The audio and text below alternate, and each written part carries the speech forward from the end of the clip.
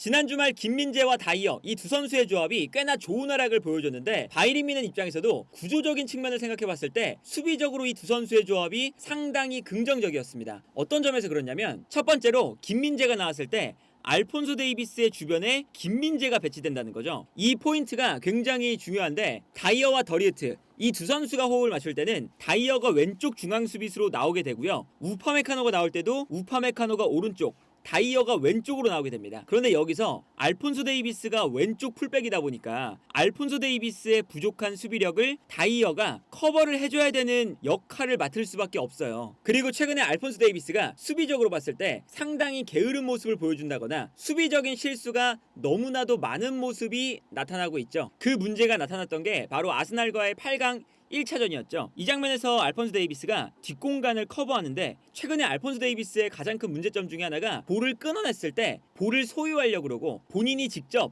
여기서 돌파를 시도하려고 그래요. 그러다 보니까 여기서 알폰소 데이비스가 볼을 끊어낸 다음에 드리블을 하려고 했습니다. 그런데 드리블을 하려는 순간 사카가 압박을 하면서 알폰소 데이비스의 볼을 빼앗는 데 성공을 했죠. 그래서 여기서 일단 볼을 빼앗겼고요. 그 다음에는 사카가 안쪽으로 뛰어들어가는데 사카의 움직임을 순간적으로 따라가지 못하고 있었습니다. 그러다 보니까 편안하게 아스날이 사카에게 패스를 보내줬고요. 이 앞공간이 열리면서 다이어의 단점이 이제 나오게 되는 건데 다이어는 기본적으로 본인의 주변에 있는 선수들이 앞이든 측면이든 어느 정도 공간을 커버해줬을 때 본인의 뒷걸음질 치는 수비에 대한 단점이 안 나오거든요. 그런데 여기서는 알폰소 데이비스가 다이어의 주변에서 너무나 큰 수비적인 실수를 하다 보니까 여기서 다이어가 뒷걸음질을 치게 되고요. 사카가 이 앞공간으로 움직여서 편안하게 슈팅을 하는 것을 볼 수가 있었죠. 이 장면이 다이어의 가만히 있고 뒷걸음질 치는 수비가 얼마나 좋지 않은지를 볼 수 있는 장면이기도 했는데 기본적으로는 알폰소 데이비스의 수비적인 미스가 나오면서 다이어의 단점이 극대화되는 장면이기도 했었습니다. 그런데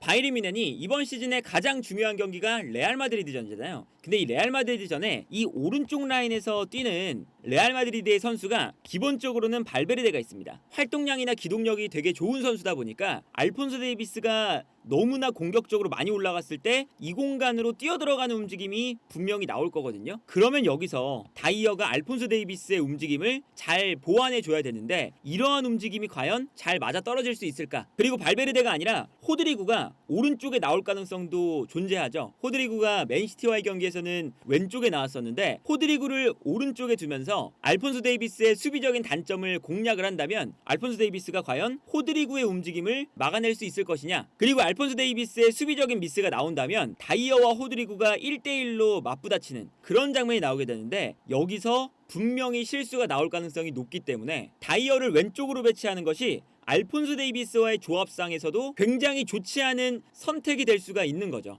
그래서 지난 경기에서 김민재가 왼쪽에 나왔을 때 다이어가 오른쪽에 붙어 있고요. 김민재가 알폰소 데이비스의 뒷공간이라던가 알폰소 데이비스의 수비적인 미스들을 커버해줄 수 있다는 게 지난 경기 김민재와 다이어 이 두 선수의 조합에서 좋았던 점이거든요. 그리고 지난 경기에서는 알폰소 데이비스가 오히려 가운데로 들어가면서 인버티드 풀백의 역할을 소화했어요. 고레츠카가 마치 공격수처럼 공격 숫자를 늘려줄 때 알폰소 데이비스가 가운데로 들어가주면서 김민재의 앞공간을 보호해주는 거죠. 그런데 이런 장면에서도 사실은 오른쪽 라인에서는 파블로비치가 다이어의 앞공간을 잘 커버해준다고 생각을 했을 때 알폰소 데이비스가 수비 라인 앞공간을 그렇게까지 잘 커버하지 못했거든요. 그러다 보니까 이러한 전술은 김민재가 왼쪽에 있을 때만 쓸 수 있는 전술이 되는 거죠. 만약에 다이어가 왼쪽으로 나오고 오른쪽에 우파메카노나 더리우트가 나온다고 했을 때는 수비적으로도 도움을 주는 고레츠카가 공격적으로 올라가고 그리고 수비적인 불안함이 있는 알폰소 데이비스가 다이어의 앞쪽으로 움직이는 이러한 전형을 활용했을 때는 알폰소 데이비스가 수비적인 미스도 나오고 고레츠카가 수비로 복귀하는 속도가 느릴 수밖에 없기 때문에 다이어 주변에서 수비적인 부담감이 너무나도 커질 수밖에 없어요. 반면에 김민재가 왼쪽에 배치되면 다이어가 더리우트나 우파메카노와 조합을 맞출 때보다 오른쪽에 배치가 되기 때문에 오른쪽 라인에서는 파블로비치가 다이어의 앞쪽 공간을 커버해주고 오른쪽에서도 키미히가 알폰소 데이비스보다는 덜 올라가는 편인 동시에 알폰소 데이비스보다 그래도 수비가 나은 편이기 때문에 왼쪽과 오른쪽을 생각해봤을 때 수비가 불안한 왼쪽에 다이어를 두는 것보다 오른쪽에 다이어를 두는 게 조금 더 수비적인 측면에서 나을 수가 있는 거죠. 그래서 예를 들면 이제 이런 장면이었죠. 이 장면을 보시면 알폰소 데이비스가 가운데로 들어가서 인버티드 풀백의 역할을 소화하고 있어요. 그리고 고레츠카는 공격적으로 올라가 있죠. 그런데 여기서 알폰소 데이비스가 수비적으로 역습을 끊어내주지 못하기 때문에 상대방 공격수가 알폰소 데이비스의 수비를 이겨내고 볼을 가지고 전진하고 있는 상황이에요. 그런데 여기서 알폰소 데이비스 쪽이 뚫리니까 자연스럽게 김민재 선수가 알폰소 데이비스가 비워둔 이 왼쪽 공간을 모두 다 커버해야 되는 상황이 나오죠. 반면에 오른쪽에 있는 다이어는 키미가 그래도 빨리 내려와주고 파블로비치도 내려와주기 때문에 그나마 수비적으로는 오른쪽 라인에 공간이 적은 편이거든요. 그런데 여기서 알폰소 데이비스가 빠르게 내려오지 않다 보니까 여기서도 김민재가 왼쪽 공간을 홀로 커버하는 걸 볼 수가 있습니다. 그리고 여기에서 김민재가 부딪혀줄 때 알폰소 데이비스가 서서히 속도를 줄여요. 빠르게 내려와서 김민재를 도와줘야 되는 상황이거든요. 그런데 김민재가 붙는 걸 보고 수비를 거의 하지 않습니다. 반면에 파블로비치는 오른쪽에 있다가 왼쪽으로 와서 김민재가 상대 공격수를 붙잡고 있을 때 수비를 도와주는 모습을 볼 수가 있죠. 그런데 이런 장면이 한 번이 아니라 계속해서 나옵니다. 이 장면도 상대 공격수가 볼을 끌고 올라올 때 알폰소 데이비스가 상대 공격수의 움직임을 끊어내지 못했습니다. 그리고 고레츠카도 올라가 있기 때문에 수비로 복귀하는 속도가 느릴 수밖에 없죠. 그래서 알폰소 데이비스가 비워둔 왼쪽 공간으로 편안하게 볼을 전개할 수가 있었어요. 그런데 이때도 알폰소 데이비스가 수비로 잘 내려오지 않습니다. 약간 이 동작을 보면 이미 스피드를 늦추고 있는 모습이 보이죠. 그리고 김민재가 알폰소 데이비스가 비워둔 왼쪽으로 움직이고 있어요. 그리고 여기에 더해서 파블로비치가 오른쪽에 있다가 알폰소 데이비스 대신에 김민재를 도와주기 위해 왼쪽으로 넘어오고 있습니다. 그래서 이 다음 장면을 보면 김민재가 상대 공격수를 막아내는 상황, 그리고 파블로비치가 왼쪽으로 넘어와서 수비를 도와주는 상황에 여전히 알폰소 데이비스가 수비로 내려오지 않고 있거든요. 그래서 이 왼쪽 라인에서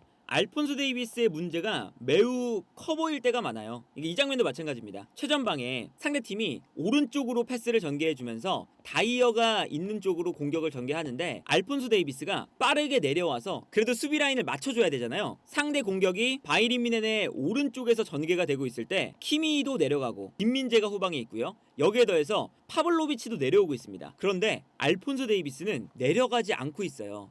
그러다 보니까 알폰소 데이비스의 동일선상에 있었던 상대 공격수들이 알폰소 데이비스가 비워둔 반대편 공간으로 뛰어가기 시작합니다. 이거는 명확한 이 바이린 미넨의 수비적인 약점이거든요. 그리고 여기서 왼쪽에서 크로스가 올라올 때 김민재의 뒷공간에 알폰소 데이비스가 내려오지 않다 보니까 자연스럽게 너무나 넓은 공간이 만들어졌어요. 그리고 이 공간으로 상대팀들이 눈치를 채고 알폰소 데이비스가 비워둔 공간으로 쇄도하고 있습니다. 그런데 여기서 크로스가 올라올 때 김민재가 이 크로스의 동작을 눈치채고 살짝 뒤로 빠져주면서 알폰소 데이비스가 비워둔 공간으로 볼이 가지 않도록 머리로 볼을 걷어냅니다. 근데 여기서도 여전히 알폰소 데이비스가 수비로 내려오지 않고 있죠. 그러다 보니까 이 공간에 알폰소 데이비스가 있어야 되는데 알폰소 데이비스는 없고 아까 동일선상에서 뛰고 있었던 상대팀 선수들이 세컨볼을 가져오기 위해서 알폰소 데이비스의 공간으로 뛰어가기 시작합니다. 그런데 여기서도 김민재가 이 떨어지는 세컨볼을 빠르게 달려가서 본인이 처리를 해요. 볼이 떨어졌을 때 김민재가 이 공간으로 뛰어가서 알폰소 데이비스 대신에 본인이 다시 이 볼을 처리하고 있는 걸 볼 수가 있는 거죠. 역습을 당하는 시점에서 보면 알폰소 데이비스의 뒤쪽에 이미 상대팀 선수들이 올라오고 있었어요. 알폰소 데이비스가 심지어 앞서 있었던 상황이었거든요. 그런데 크로스가 올라올 때는 알폰소 데이비스가 내려오지 않기 때문에 알폰소 데이비스보다 뒤에 있었던 상대팀 선수들이 이 뒷공간으로 뛰어가게 되는 거고, 그러다 보니까 이 넓은 공간에서 문제가 생기게 되는 거죠. 그런데 이 넓은 공간을 다이어가 있을 때는 커버하기가 그렇게 쉽지 않을 것으로 예상이 되거든요. 그렇기 때문에 왼쪽 라인에 수비적으로 불안한 알폰소 데이비스가 있는 상황에서 왼쪽 중앙 수비수로 뛸 수 있는 선수가 다이어와 김민재 두 명이니까 차라리 다이어를 오른쪽에 두고 김민재를 왼쪽에 두는 것이 알폰소 데이비스의 부족한 수비력을 보완하는 방법이 아닐까라는 생각이 들고, 그리고 왼쪽에 다이어가 있을 때는 고레츠카가 마음껏 올라가지 못하지만 김민재가 있을 때는 고레츠카가 올라갈 수 있다는 거, 이 점도 고레츠카의 공격성을 살려주는데 바이린 미넨 입장에서는 공격적으로 더 좋은 옵션을 가져갈 수 있다는 게 장점이 될 수가 있고요. 여기에 대해서 다이어와 김민재의 조합이 김민재가 있기 때문에 다이어도 약간 망설이는 수비가 아니라 과감하게 올라가서 하는 수비를 할 수가 있어요. 그래서 지난 경기도 보시면 김민재가 뒤에 있기 때문에 다이어가 더리우트가 있을 때는 비교적 앞으로 과감하게 올라가는 게 아니라 올라갔을 때 약간 어정쩡하게 붙는 장면들이 분명히 많거든요. 아무래도 뒷공간에 대한 리스크가 있기 때문이겠죠. 그런데 지난 경기는 보시면 다이어가 상대 공격수가 볼을 받으러 내려올 때 되게 과감하게 올라와서 붙어주는 모습이 나옵니다. 그리고 다이어가 비워둔 공간을 김민재가 커버할 수가 있으니까 상대 공격이 다이어의 뒷공간으로 이어지게 되면 이때 김민재가 다이어의 비워둔 공간을 커버하면서 수비적으로 이 공간을 메워주는 장면이 나와요. 이 장면도 마찬가지죠. 다이어가 상대 공격수가 내려갔을 때 과감하게 올라가고 있는 상황에서 다이어가 비워둔 공간으로 볼이 떨어지니까 이때 김민재가 오른쪽으로 움직이면서 이 공간을 메워주고 있는 걸 볼 수가 있습니다. 그리고 반대로 다이어가 다소 약간은 물러나서 뒤에 있는 편이다 보니까 김민재도 과감하게 올라갔을 때 다이어가 어느 정도 김민재의 뒷공간을 커버해주는 장면도 나왔었거든요. 이게 뭐 더리우트랑 나왔을 때도 아마 가능한 장면이긴 할 텐데 우파메카노랑 김민재가 나왔을 때 가장 큰 문제는 어떤 거였냐면 김민재가 올라갔을 때 우파메카노가 뒷공간을 커버를 못 해주면서 문제가 생길 때가 많았어요. 그래서 지난번 하이든하임전에서 김민재와 우파메카노의 수비 라인을 평가할 때 첫 번째 실점 장면에서 우파메카노가 김민재의 뒷공간을 커버하지 못하면서 실점이 나왔다라고 키커지가 평가했던 멘트도 있어요. 그러다 보니까 김민재와 우파메카노의 조합이 안 좋은 건 김민재가 뛰어나갔을 때 우파메카노가 뒷공간을 커버해주는 움직임이 부족하기 때문인데 다이어는 아예 뒤에 있어 버리니까 김민재의 뒷공간을 웬만큼은 커버해줄 때가 있습니다. 그래서 이 장면도 보면 김민재가 튀어나가서 상대 공격수랑 부딪혀주고 있는 상황인데 이때 다이어가 당연히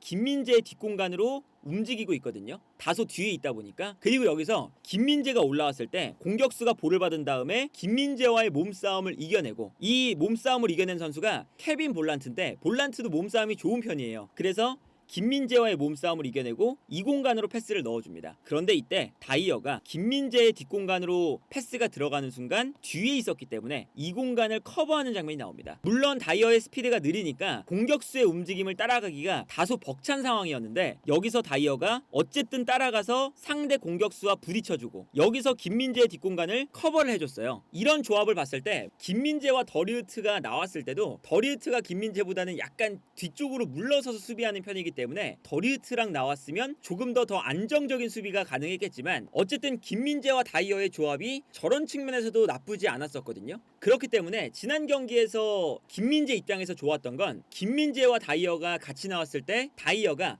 알폰소 데이비스와 붙어있을 때보다 김민재가 알폰소 데이비스와 붙어있을 때 훨씬 더 수비적인 커버가 잘 됐다는 거. 그리고 김민재가 왼쪽에 나오니까 고레츠카를 올렸을 수 있다는 거. 어쨌든 다이어도 김민재가 뒤에 있기 때문에 더욱더 적극적으로 올라가서 붙어줄 수가 있고 김민재도 올라갔을 때 다이어가 다소 내려가는 편이기 때문에 우파메카노가 같이 나왔을 때보다는 다이어가 뒷공간을 더 잘 커버해 준다는 거. 이런 것들이 지난 경기에서 나름 괜찮았었고 사실 나름 괜찮았던 게 아니라 지난 경기 매우 좋았었죠. 그리고 실제로 김민재와 우파메카노가 교체되자마자 실점이 나왔었고요. 이런 걸 생각해 봤을 때 김민재와 다이어 이 두 선수의 조합이 그래도 긍정적인 미래를 그려볼 수 있을 만한 경기를 보여줬고 아마 투엘 감독도 이러한 장점들이 있기 때문에 김민재와 다이어 이 두 선수의 조합도 어느 정도 고민할 수 있는 옵션으로 떠오르지 않을까. 그리고 이렇게 옵션이 많아질수록 바이에른 뮌헨이 레알 마드리드전을 대비하는 데는 훨씬 더 당연히 좋은 측면이 있거든요. 그래서 어떻게 조합이 짜여질지 모르겠지만 김민재와 다이어 이 두 선수의 조합이 생각보다 지난 주말에는 전술적으로도 매우 좋은 측면이 존재했다.